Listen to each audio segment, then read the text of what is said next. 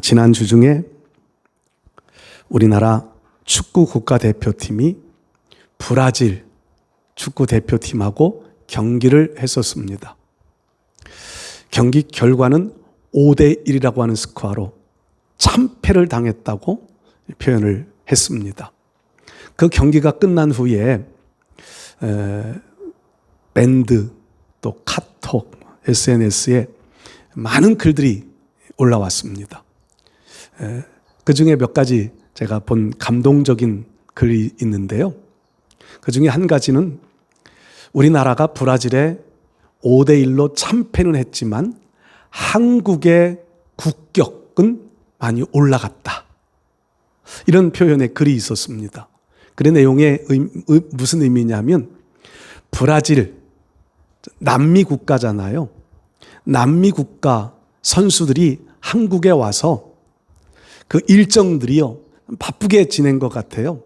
근데 그 선수들이 와서 작년인가 재작년인가 그 호날두라고 하는 유명한 축구 선수는 와서 그냥 방 안에 콕 박혀 있다가 축구 경기에 참여도 안 해서 노쇼라고 그러던가요? 그것 때문에 참 말이 많았는데 이번에 브라질 선수들이 한국에 와서는요, 쇼핑 다닌 것이 화제가 되고요. 또 에버랜드 놀이공원에 가서 아주 신나게 노는, 한 선수는 얼마나 신나게 놀았는지 여권을 잃어버릴 정도로 신나게 놀았대요. 그리고 또 밤에는 저 강남 어떤 클럽에 가가지고 한 선수가, 어떤 선수는 1,200만 원어치를 먹었다고. 그것 때문에 또 아주 찬반, 긍정적인 면, 부정적인 면 글들이 많이 올라오기도 했어요. 그런데 선수들이 한국에서 그런 일정을 보내는 것, 그보다 더 중요한 일이 발생됐다는 거예요. 남미라 그랬잖아요, 브라질.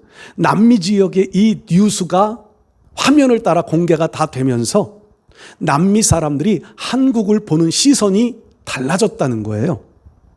왜냐하면 남미라고 하는 나라는 치안이 불안해서 밤에 어디 함부로 돌아다니지를 못한대지요. 혼자 돌아다니다가는 강도 만나기 십상이래요.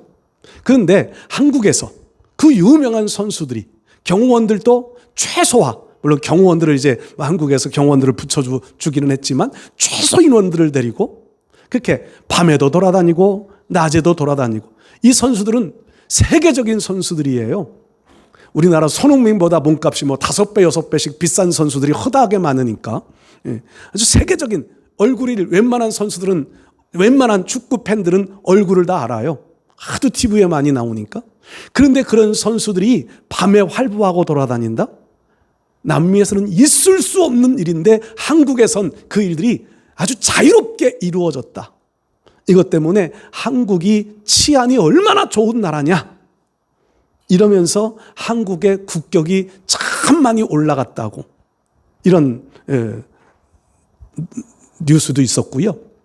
또 5대1로 참패를 당했는데 그것에 따라 그에 대한 히든크가 그에 대한 어떤 답변도 이루었다, 이런 글들도 있었고요.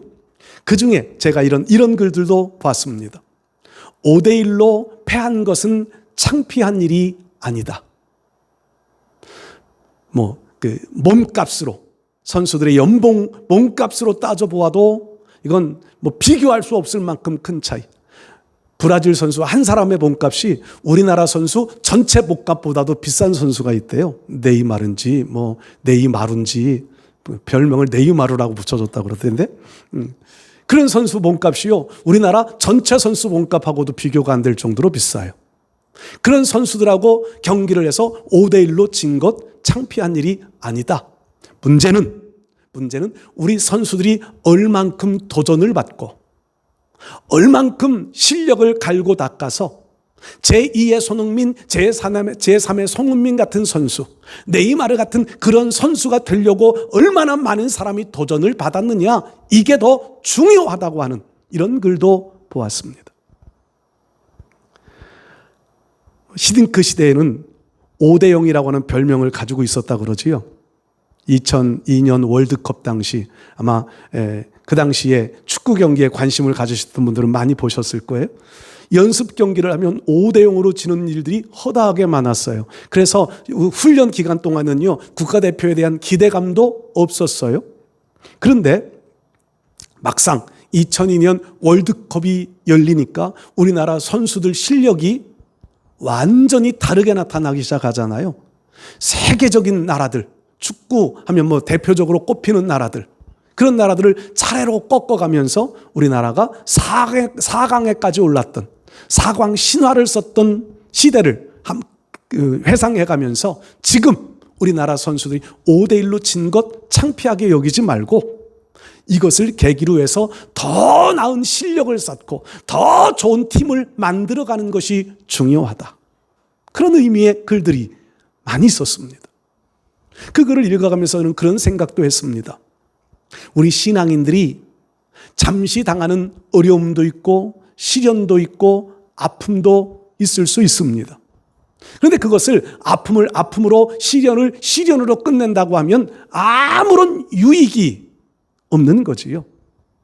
그 시련을 발판 삼아, 그 아픔을 발판 삼아 더 좋은 미래를 꿈꾸고 더 좋은 미래를 기대할 수 있는 마음을 갖는 것, 이게 우리가 가져야 될 성도의 마땅한 믿음의 마음이라는 것입니다.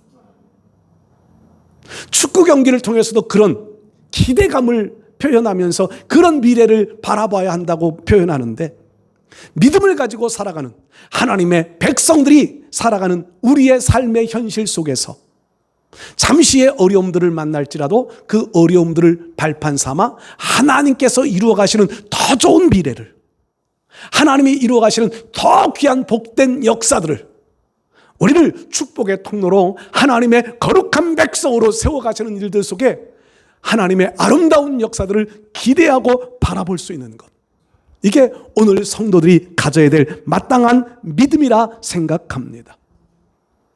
고난을 당할 때 고난을 고난으로 끝내지 말고 더 나은 소망을 가지실 수 있기를 축복합니다.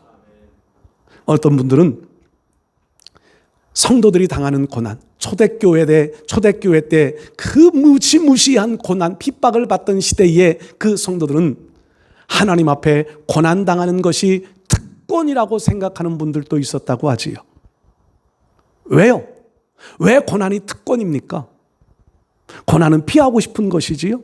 그런데 그 고난은 고난으로서의 끝이 아니라 고난을 이겨낸 자에게는 하나님의 상급이 보장되어지고 하나님의 더 아름다운 축복이 보장되어지기 때문에 고난을 특권이라 생각했던 분들도 있었다는 겁니다.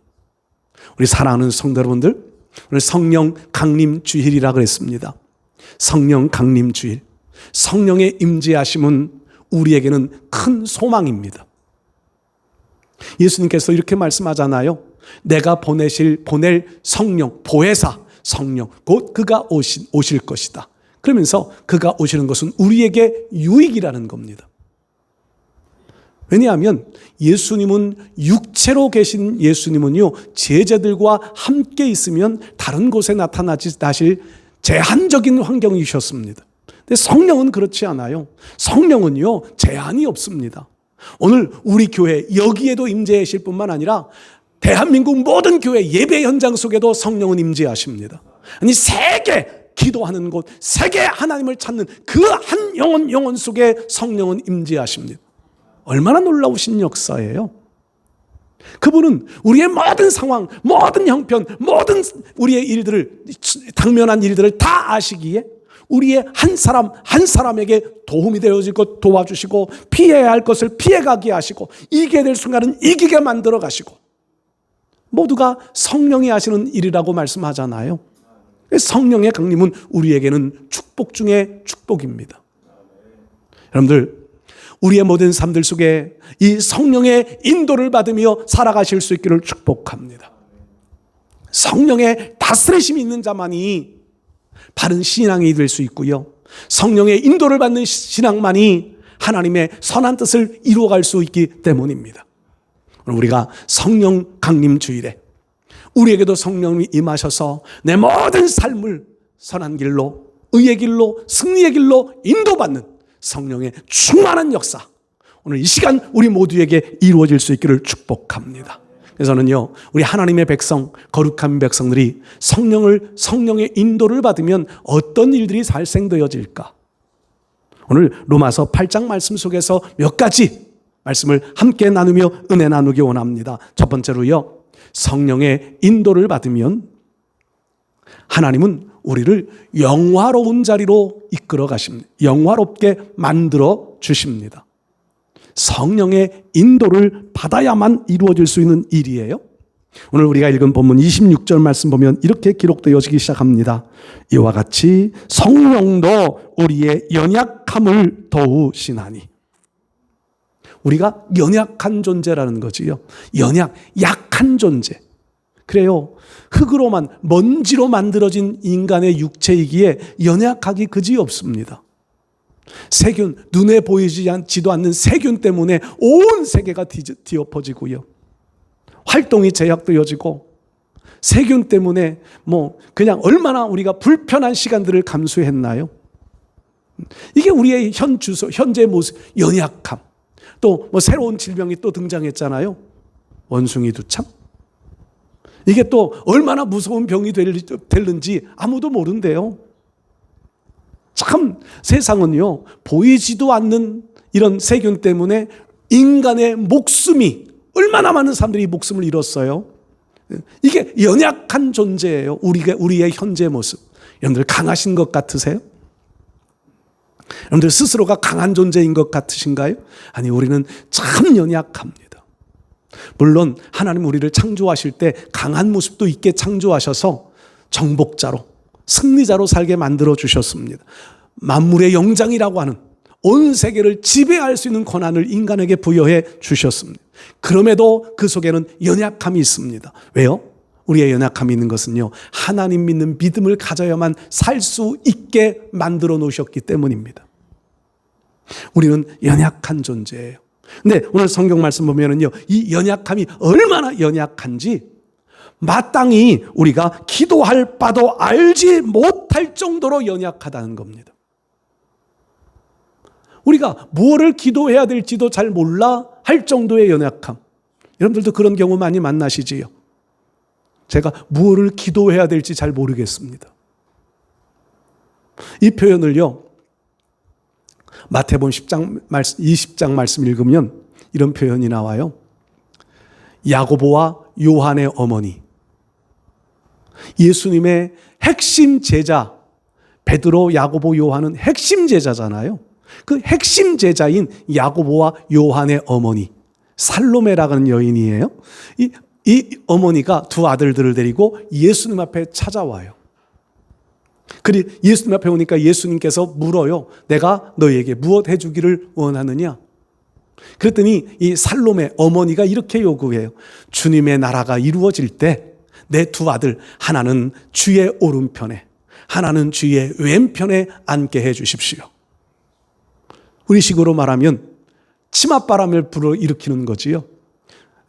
이 살로메, 그러니까 요한의 집은 부요한 집이었대요. 야곱, 요한의 집은 부요한, 갈릴리에서 어부 생활을 하는 집안인데 부요한 집안이에요. 그래서 누가복음 8장 같은 말씀들에 보면 제물로 예수님을 섬겼던 여인으로 등장을 하거든요.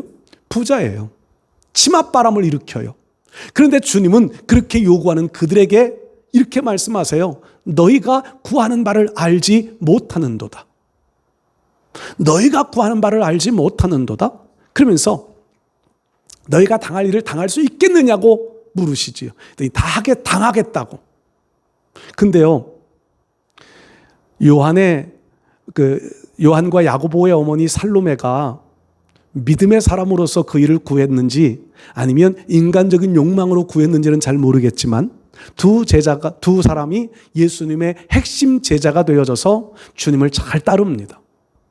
그러다가 시간이 지나가서 예수님 돌아가시고, 예수님 돌아가셨을 때도 살로메라고 하는 여인은 예수님 십자가 가까이에 있었던 것으로 알려져요. 그런데요, 보세요. 초대교회가 이루어지고 제일 먼저 순교당한 사람이 누구지요?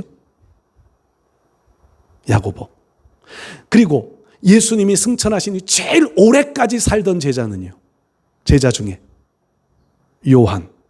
근데 그 요한을 가리켜요 살아있는 순교자라고 말을 해요. 오랫동안 살았지만 얼마나 많은 핍박을 당하고 얼마나 많은 죽음의 고비들을 넘겼는지 몰라요.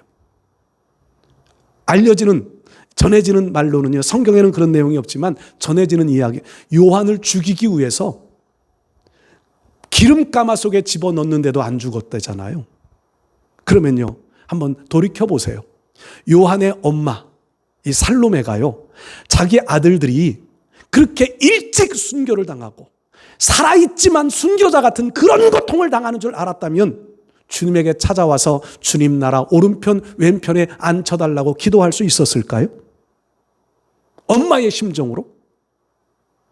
주님은 그래서 너희가 구하는 것을 너희가 알지 못하는도다 라고 말씀하신 것 같아요.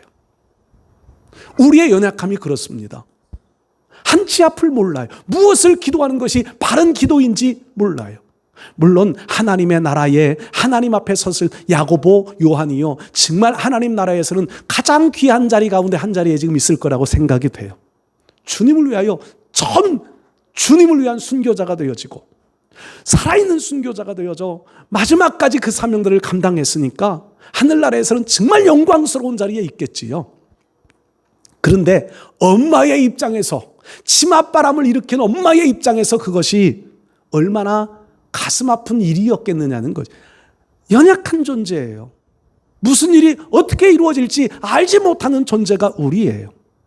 그래서 어느 분은 이렇게 설교를 했어요. 우리가 마땅히 기도할 바를 알지 못하는 기도하는 우리의 모습들을요, 예수님에게 돌을 달라고 요구하고 뱀을 달라고 요구하는 것과 같다. 예수님께서 기도를 가르치실 때 그렇게 가르치시잖아요. 누가 아들이 떡을 달라 하는데 돌을 주고 생선을 달라 하는데 뱀을 줄 사람이 누가 있겠느냐? 인간의 부모가 나쁜 것을 주는 법이 없다는 거지요. 그런데 마땅히 빌 바를 알지 못하는 우리는 실제로 떡을 달라고 기도해야 되는데 떡이 아닌 돌을 달라고 기도하는, 마땅히 기도할 바를 알지 못하고 기도하는 연약한 존재가 우리라는 겁니다. 우리는 인간의 육에 매여 눈에 보이는 현실적인 육적인 것만을 먼저 구하는 것이 우리의 모습이지요. 그런데요, 우리가 그렇게 빌 바를 알지 못해 엉뚱한 것을 기도하고 잘못된 것을 기도하고 있는데도요, 오늘 성경 말씀 그 뒷부분을 보세요. 우리가 마땅히 기도할 바를 알지 못하나 오직 성령은 말할 수 없는 탄식으로 우리를 위하여 친히 간구하시느니라. 우리의 연약함이 잘못된 것을 기도하는 그 순간에도 성령은, 하나님의 마음을 잘 알고 계신 성령은 우리를 위하여, 우리가 바른 길 가기 위하여, 바른 일 하기 위하여, 바른 것 구하라고 말할 수 없는 탄식으로 우리를 위하여 기도하고 계시다는 겁니다. 그래서 28절에는 그렇게 말씀하잖아요. 마음을 살피시는 이가 성령의 생각을 아시나니 이는 성령이 하나님 뜻대로 성도를 위하여 간구하심이니라. 성령이 우리의 연약함을 극복할 수 있게 만들고, 성령이 마땅히 기도할 바 알지 못하여 잘못된 것을 기도하는 우리에게 바른 것을 기도하게 만들어준다는 겁니다. 그래서 우리는 성령의 인도를 받아야 돼요. 성령의 인도를 받는 사람만이 그래서 하나님 마음에 합당한 자가 되어 결국은 영화로운 자리에 설 수 있게 되어지는 겁니다. 우리 사랑하는 성도 여러분들, 성령은 지금도 우리를 위하여 일하고 계십니다. 연약한 우리를 돕기 위하여 일하고 계세요. 우리를 위하여 간구하며 일하고 계십니다. 여러분, 성령의 인도를 바르게 받아서 하나님 마음에 합당한 자리로 서실 수 있기를 바랍니다. 두 번째로요, 성령의 인도를 받으면 모든 것이 합력하여 선을 이루게 됩니다. 합력하여 선을 이루어요. 28절에 그렇게 기록되어지지요. 우리가 알거니와 하나님을 사랑하는 자 곧 그의 뜻대로 부르심을 입은 자들에게는 모든 것이 합력하여 선을 이루느니라. 여러분, 우리는 하나님의 선이 무엇인지 잘 알지 못하고 삽니다. 그래서 아까 말씀드렸던 대로 연약한 존재, 마땅히 기도할 바를 알지 못하는 존재로 우리는 살아가요. 그런데 성령은요, 우리의 그 모든 삶을 인도해서 모든 것이 합력하여 선을 이룬다고 말씀합니다. 이 모든 것이라고 하는 것, 하나님의 능력이에요. 여러분, 이 모든 것은요, 좋고 행복하고 즐거운 것만 말하는 것 아니라 우리가 고통당하고 고난당하고 어려움을 당하고, 아까 서두에 말씀드렸던 대로 축구로 비교하면 패하는 그 순간, 그 패함을 통하여 뭔가를 배우고 다시 새로운 것을 만들고 새로운 전략을 짜고, 그렇게 할 수 있는 것처럼 하나님은 우리의 모든 것, 내 실패, 내 아픔, 내 고통, 내 시련, 이 모든 것을 합력하여 선을 이루십니다. 합력이라고 하는 단어를 제가 자주 설명을 드리지요. 협력과 합력은 조금 달라요. 여러분들은 이 표현을 그냥 쉬운 표현, 협력하여라고 하는 단어로 사용하기도 하는데요. 합력과 협력은 전혀 달라요. 협력이라고 하는 것은요, 요힘. 교회가 교회답게 세워지려면 여러분들의 힘이 필요하잖아요. 목사 힘은 부족해요. 그래서 여러분들의 힘이 필요해요. 그 힘들을 하나하나 모여질 때 이것은 협력이에요. 백지장도 맞들면 낫다. 이 협력이에요, 협력. 그런데 합력은요, 우리의 힘의 가치는 하나님 사용하시는데 우리의 연약함, 부족함까지도 다 사용하시는 거예요. 그 모든 것을 이루시는 분은 누가 이루시나요? 우리 힘 하나도 없어도 하나님은 하나님의 일을 이루어 가세요. 내가 없어도 하나님의 일을 이루어가면 부족함이 없으세요. 하나님에게는 힘이 필요한 게 우리의 도움이 필요한 게 아니거든요. 그것이 합력이라는 거예요. 우리의 힘이 필요한 게 아니라 하나님은 우리의 그 모습까지도 이용하시는 거지요. 연약함까지도 하나님은 이용하셔서 활용하셔서 우리를 통하여 하나님의 선을 이루어가게 하시는 것, 전적인 하나님의 능력입니다. 이 모든 것을 이루시는 분이 성령이라는 거예요. 그러니까 때로 우리가 시험 들어있는 시간들이 있지만 그것마저도 이용하셔서 하나님의 선을 이루어갈 수 있게 만드십니다. 그렇다고 시험 들라고 하시는 말씀은 아니에요. 시험 들고 연약한 자리에 가지 않는 것이 유익이지요. 상급이 되니까. 그런데 때로는 그런 것마저도 이용하셔서 하나님의 선을 이루어 가신다는 겁니다. 성경에서 그런 예들을 몇 가지 볼 수 있는데요. 많이 있지요.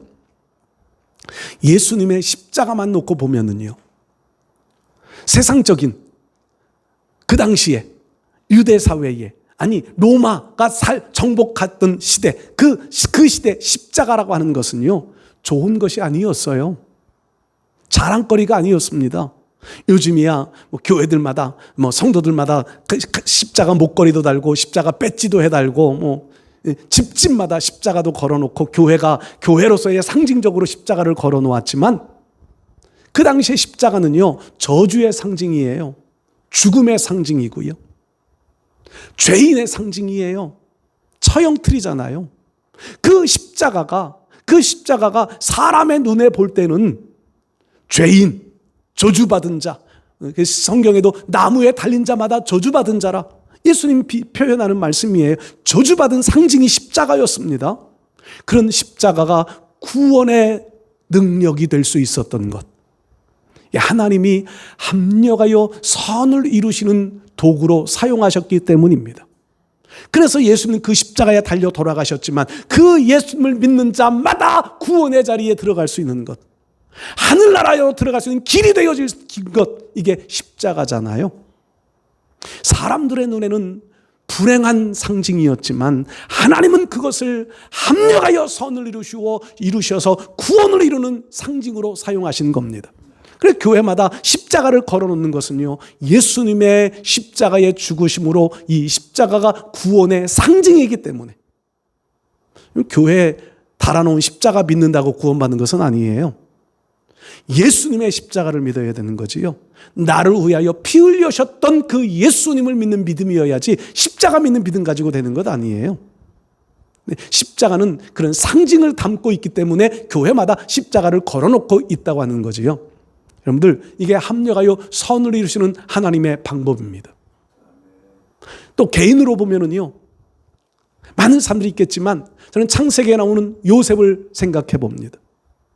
요셉이라는 사람, 야곱의 12아들 중 11번째 아들로 태어나요. 그런데 사랑하는 아내에게서부터 태어났다고 해서 태어날 때부터 야곱의 극진한 사랑을 받아요. 자색 옷을 지어 입히고. 그러다가 그런데 하나님께서 그에게 비전도 주세요. 볕단들, 꿈속에 형들이 묶어놓은 볕단들이 자기가 묶어놓은 볕단에 절을 해요. 그걸 또 형들에게 자랑스럽게 얘기해요. 어느 날 또 꿈을 꿨더니요, 해와 달과 별들이, 형들의 별들이 자기 별에게 또 절을 해요. 자랑스럽게 얘기해요. 네가 왕이 되겠느냐? 그래서 형들의 질투를 사기 시작해요. 분노를 삽니다. 아버지 심부름으로 양치러 가 있던 형들을 찾아갔는데 그 형들이요, 서로 요셉을 향한 분노의 마음 때문에 저 요셉을 죽여보자. 그러면 저가 꾼 꿈이 어떻게 되는지 보자. 그러면서 형들이요, 모진 마음을 품고 요셉을 죽이려고 그래요. 그러다가 루벤이 제 죽여서 우리가 유익되는 게 뭐냐? 그냥 종으로 팔아버리자. 살려주려고 하는 마음으로 그랬어요. 그런데 그렇게 형들의 분노를 샀고 미움을 받던 요셉이 종으로 팔려갑니다. 애굽의 보디발의 집에 종이 되어져요. 거기에 누명을 써요. 보디발 아내로부터 누명을 써요. 감옥에 들어가요. 감옥에서 애굽 왕의 종 신하들의 꿈을 해몽해 주어요. 풀려날 줄 알았어요. 2년이 지나갑니다. 계속 하얀 길을 걸어가는 것 같아요. 그렇지만 하나님은 이런 것들을 통하여 합력하여 선을 이루시는 분이 하나님이셨습니다. 애굽의 바로가 꿈을 꾸고 그 꿈을 해몽해내지 못하고 있을 때 애굽의 훌륭한 점술가들, 꿈 해몽가들, 박사들이라고 그러지요. 많은 사람들이 있는데 그들이 아무도 바로의 꿈을 해몽해내지 못합니다. 그때 요셉의 도움을 받았던 신하 하나가 자기의 꿈에 해몽해낸 요셉을 기억하고 바로에게 추천을 하고요. 감옥에 하나 있던 요셉을 불러다가 씻기고 수염도 깎고 새 옷을 입히고 바로 앞에 세웠더니 하나님이 그 꿈을 해몽해 주실 겁니다. 그리고는 즉석에서 그 꿈을 해몽해내요. 7년 동안 풍년이 들 것이고 7년 동안 흉년이 들 것인데 풍년 기간 동안 빨리 그 흉년의 때를 대비해서 창고를 짓고 곡식들도 모으고 바로가 감동을 받아요. 즉석에서 요셉을 총리로 세웁니다. 하나님께서 하시는 일들이었지요. 흉년의 기간이 시작됩니다. 2년째 흉년이 듭니다. 가나안 땅에도 흉년이 듭니다. 요셉의 형들이 곡식을 사러 애굽으로 내려오는데 누가 알았겠어요? 형들이 온지. 근데 하나님이 그 형들을 요셉 앞에 이끌어 오시는 거지요. 그리고 요셉 앞에 무릎을 꿇어요. 실제 무릎을 꿇어요. 꿈이 이루어지는 거지요. 그리고 또 요셉은 꿈을 생각합니다. 그 꿈이 어떻게 이루어질지. 그래서 형들을 시험하지요. 베냐민 데리고 와라. 그렇지 않으면 너희 첩자인 줄 알고다. 협박을 해가면서 형들을 시험해요. 베냐민을 데리고 와요. 또 무릎을 꿇었습니다. 요셉의 꿈이 다 이루어지는 거지요. 형들은 그 꿈이 어떻게 되는지 보자. 죽이려고 했고 종으로 팔아버렸지만 하나님은 그것들까지도 이용하셔서 애굽의 총리 되게 만드시고 결국 무릎 꿇게 만드시는 거예요. 꿈을 이루어 가시는 거지요. 이게 합력하여 선을 이루시는 하나님이십니다. 그럼 요셉의 입장에서요, 형들이 밉지 않았겠어요? 그런데 요셉은 하나님을 믿었습니다. 하나님이 하시는 일이라고 알았습니다. 형들이 두려워 떱니다. 자기 신분을 밝혔을 때 형들이 두려워할 때 형들 두려워하지도 말고 무서워하지도 마십시오. 하나님이 나를 먼저 앞서 보내신 것뿐입니다.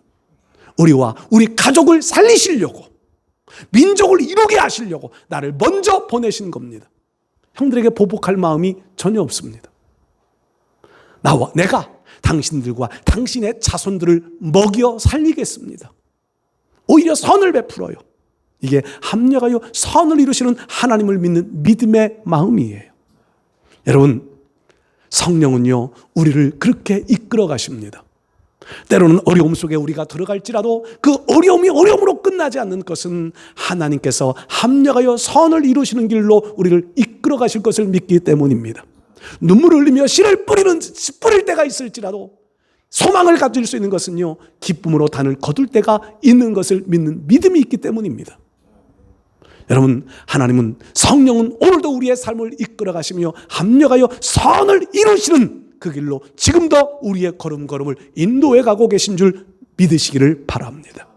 세 번째로요, 성령이 우리를 인도하시면 결국은 하나님의 뜻을 이루는 길로 이끌어 가십니다. 합력하여 선을 이루느니라. 이 선은 하나님의 뜻이에요. 우리의 삶의 모습들이 연약하여 때로는 잘못된 길을 가고 잘못된 기도를 하지만 성령은 우리의 모든 것들을 인도하여 하나님의 선을, 하나님의 뜻을 이룰 수 있는 길들로, 하나님의 마음에 맞는 삶을 살 수 있는 길들로 우리를 이끌어 가십니다. 그 하나님의 선 가운데 가장 아름다운 선은요, 30절 마지막 부분에 보면 이렇게 기록되어 그들을 또한 영화롭게 하셨느니라. 우리의 삶을 이끌어 가셔서 우리를 정하시고 부르시고 의롭다 하시고, 그래서 마지막엔 우리를 영화롭게 만들어 가신, 이게 하나님의 계획이에요. 하나님의 선한 뜻을 이루어 가시는 줄 믿습니다. 우리 사랑하는 성도 여러분들, 하나님은 우리를 영화롭게 만드시는데 중단하지 않으십니다. 성령은 지금도 일하시면서 우리를 하나님의 영광스러운 백성으로 이끌어가고 계신 줄 믿습니다. 여러분들, 지나온 날들을 돌아보며 생각할 때가 참 많잖아요. 지나온 날들, 어려움의 순간들 참 있었지만 그 속에서 하나님께서는요, 하나님의 하실 일들을 이루어 오셨다고 하는 고백들을 많이 하게 됩니다. 어려움의 순간들. 그런데 그 어려움의 순간들이 순간으로만 끝났다면 우리는 그런 간증을 못할 텐데, 그 어려움의 순간들을 지나 지금 와서 돌아보니 그 모든 것들이 하나님의 뜻을 이루는 계기였고 방법이었고 과정이었다고 하는 것을 우리는 많이 고백하지요. 앞으로도 성령은 그렇게 이끌어 가실 겁니다.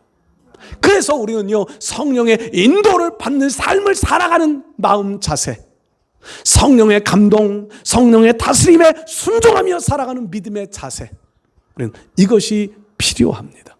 우리 사랑하는 성도 여러분들, 성령은 지금도 일하고 계십니다. 성령은 지금도 우리의 삶을 운행하고 계십니다. 운영하고 계십니다. 그 성령의 인도하시는 바에 순종하셔서 우리를 영화롭게 만들어 가시는, 하나님의 선한 뜻을 이룰 수 있게 만들어 가시는 그 인도에 순종해서 하나님께만 영광을 돌릴 수 있는 승리자들 모두 되실 수 있기를 주의 이름으로 축복합니다. 하나님 감사합니다.